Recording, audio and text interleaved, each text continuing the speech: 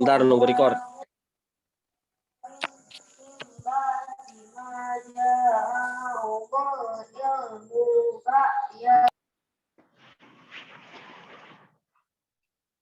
Bae nu presentasi mah anu kelompok mah tembongkeun we beungeut na tuh. Bika nyahoan.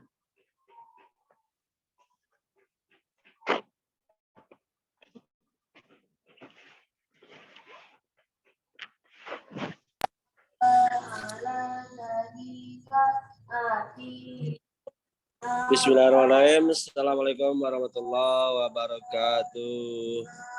Baik. Wabarakatuh. Alhamdulillahirrahmanirrahim. Wabihi nasta'in. Ala umuri wadin. Wassalatu wassalamu ala asrofil anbiya wal mursalin. Wa ala alihi washabihi ajma'in. Allahumma sabri syarri wa yassir li amri wa lulu min lisani yafqahu qawli amma ba'd. Puji syukur kita panjatkan kehadirat Allah Subhanahu wa taala.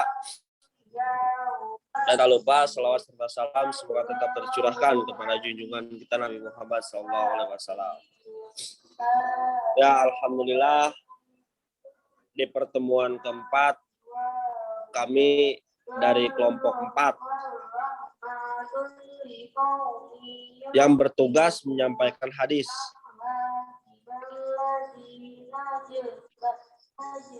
Sebelumnya izin memperkenalkan diri, saya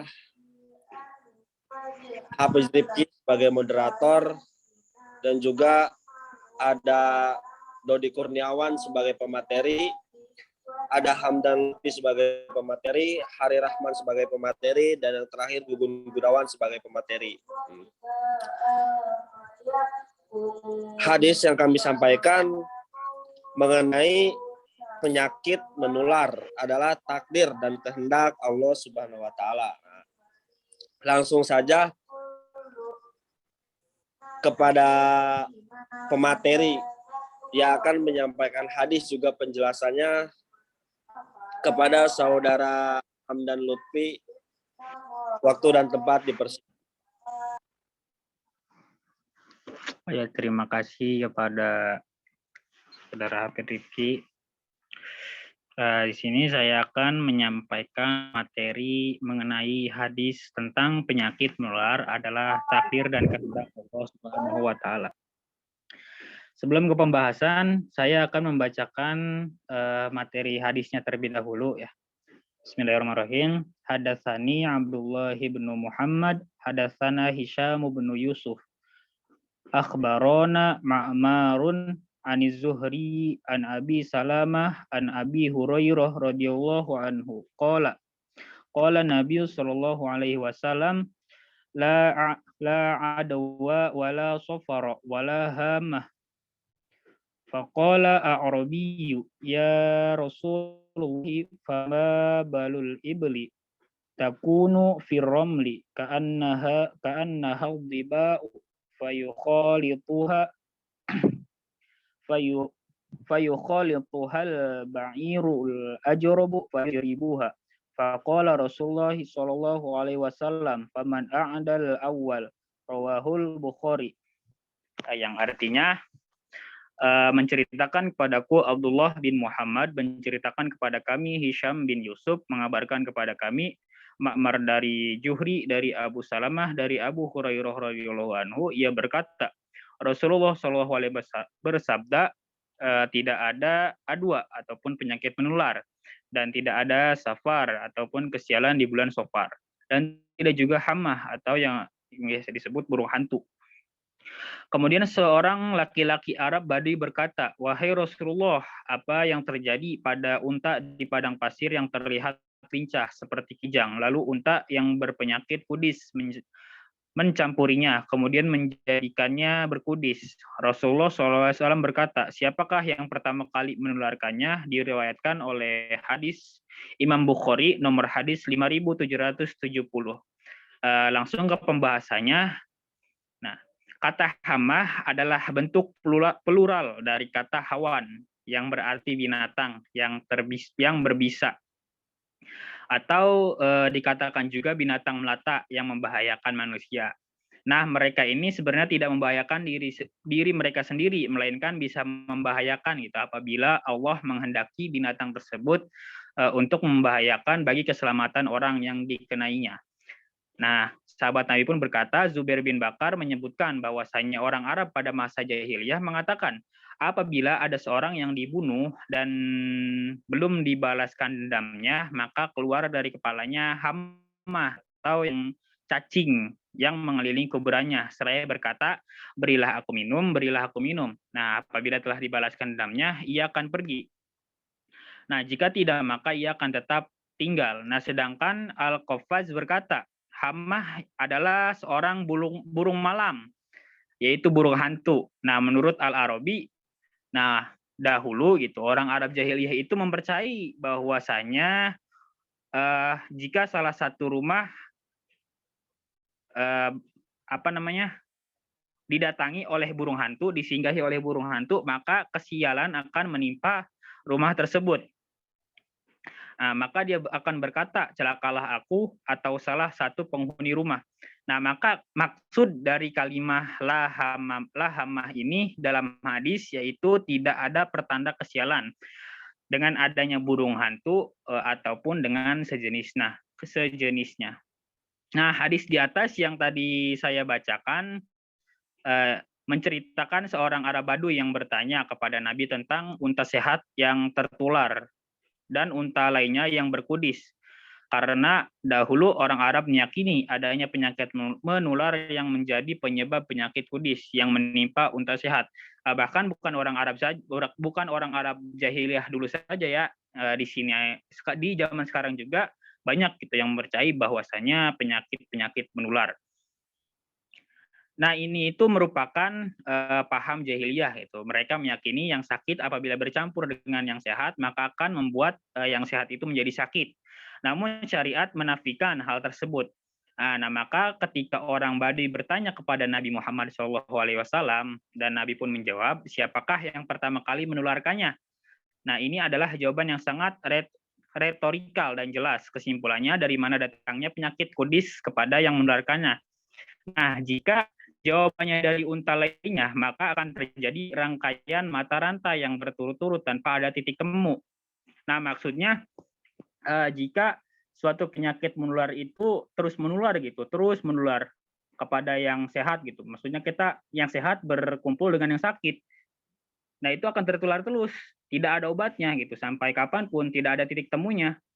Nah, maka dari itu kita harus meyakini bahwasanya yang melakukannya itu semua ialah Sang Pencipta yang Maha Kuasa, yaitu siapa? Yaitu Allah Subhanahu wa taala, yang dimana ini pun masih bersangkutan gitu dengan Aqidatul Awam yang 50, yang dimana yang disebutkan di dalam 20 sifat wajib bagi Allah, yaitu tentang kudrot, bahwasanya Allah itu memiliki sifat kudrot. Dia berkuasa baik yang tidak bisa menjadi bisa, yang tidak ada menjadi ada. Seperti halnya di dalam hadis ini gitu. Bahwasanya penyakit menular itu datangnya dari Allah, bukan dari binatang gitu. Allah yang menghendaki itu semua. Nah, materi selanjutnya yaitu mengenai pelajaran yang dipetik dari hadis ini gitu.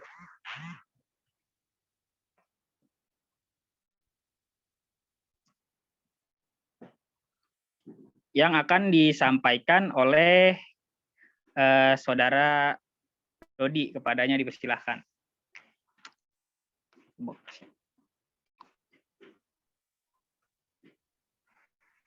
Balikin ke moderator dulu atuh.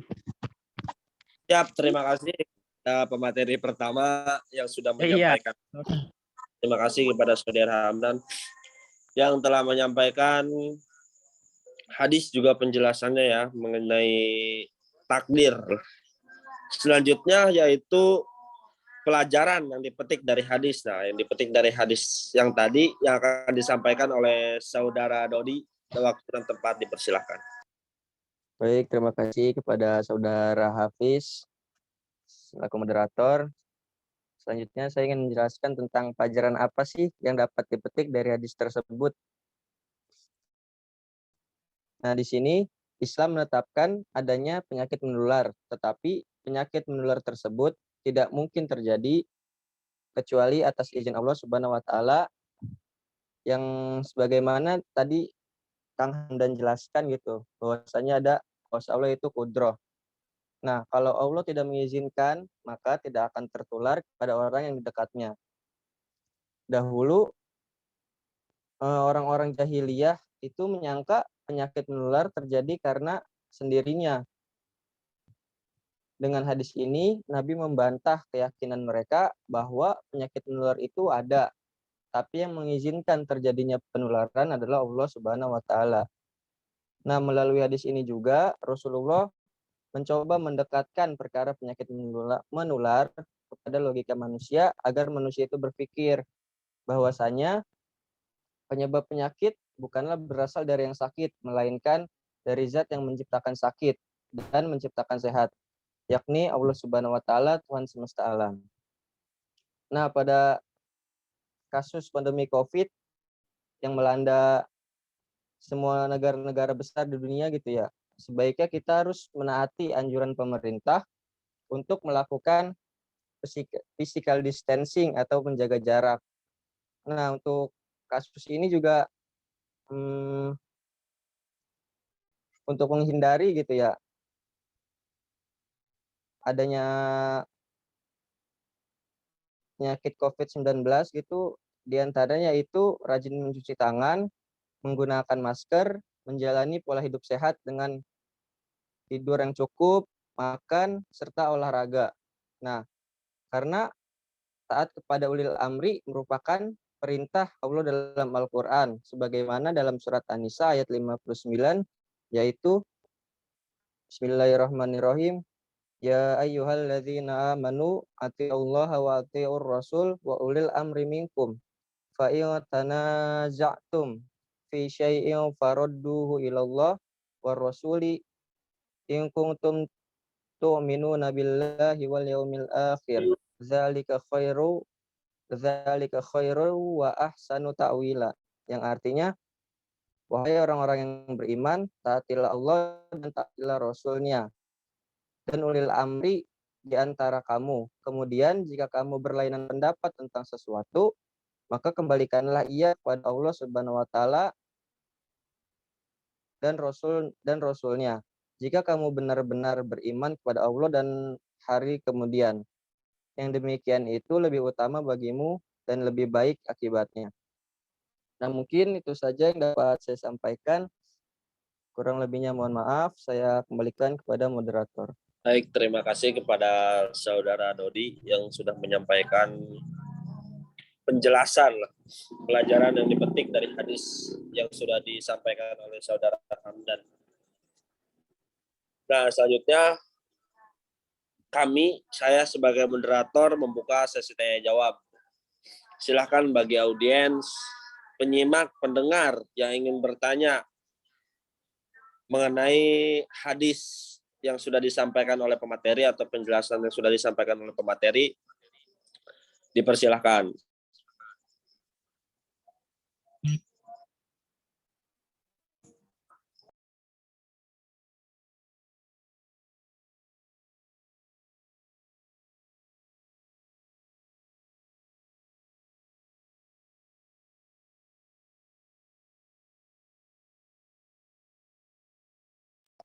Silakan bagi audiens yang ingin bertanya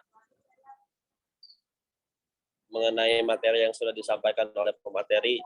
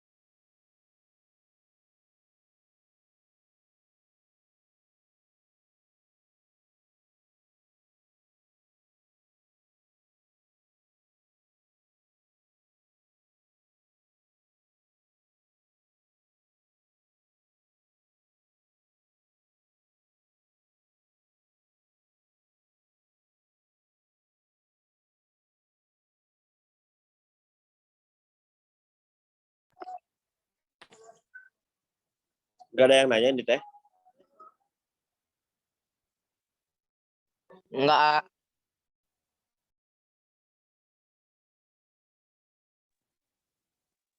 Ya udah, kalau misalkan gak ada yang nanya, tahap terakhir ya. Di sini saya sebagai moderator ingin sedikit menyampaikan kesimpulan atau nilai pendidikan yang dapat diambil dari pembahasan yang tadi sudah disampaikan oleh pemateri, bahwasanya dari hadis, dari hadis tentang penyakit menular adalah takdir dan kehendak Allah Subhanahu wa taala. Bahwasanya Islam menetapkan adanya penyakit menular. Tetapi penularan tersebut tidak mungkin terjadi kecuali atas izin Allah Subhanahu wa taala. Kalau Allah tidak mengizinkan, maka tidak akan tertular, tidak akan terjadi kepada orang-orang di dekatnya. Nah, jadi nilai yang dapat diambil atau kesimpulan bahwasanya dari hadis ini segala sesuatu itu kodrat Allah, takdir Allah lillahi ta'ala. Tidak semena-mena manusia atau makhluknya kita dapat menyimpulkan atau bisa menyimpulkan penyakit itu inilah gitu ya, nepa. Nah, tidak semena-mena penyakit itu nular gitu. Nah, semuanya itu terjadi karena lillahi ta'ala, kodrat Allah. Jadi manusia itu hanya bisa ya ketika kita berada di posisi yang sulit, berada di posisi yang terkena musibah atau penyakit, kita hanya bisa berusaha, berdoa, layaknya seperti tadi dalam surat Al-Quran, ya kita beriman kepada Allah dan Rasul-Nya, seperti itu. Mungkin itu saja sedikit kesimpulan dari saya. Mohon maaf bila banyak kesalahan atau kekurangan kata. Saya sebagai moderator, kami undur diri. Syukron. Allahul muwaffiq ila aqwamit thoriq. Wassalamualaikum warahmatullahi wabarakatuh. Waalaikumsalam warahmatullahi wabarakatuh.